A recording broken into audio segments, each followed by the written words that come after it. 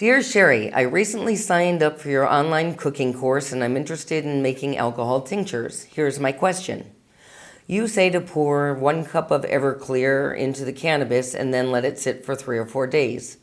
I have a friend that puts the jar in the freezer for 1 hour and then strains it into a dish. Do you know of this method and what's your knowledge on it? Is it less effective than letting it sit for 3 or 4 days? Well, good question. And before I get to that, I just want to remind everybody to check out the comments below for more information about what I'm talking about, and also hit that subscribe button because I upload new videos every Wednesday.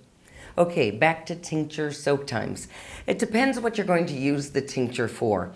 So in the cooking course, I assume people are going to cook with it, make edibles with it, or perhaps use it sublingually, meaning putting a few drops under your tongue, which is a great ingestion method for tinctures as the onset is pretty fast, almost as fast as smoking, but not quite.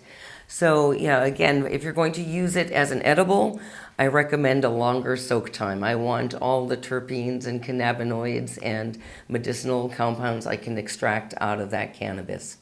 However, if you intend to use the tincture to then make a concentrate that you're going to load into a vape cartridge, or you're going to dab, you're going to want to make a pure shatter, then you're going to want to do closer to what your friend did. You're going to put it into the freezer, you're going to do a very quick wash, quick soak, and then you're going to filter it multiple times.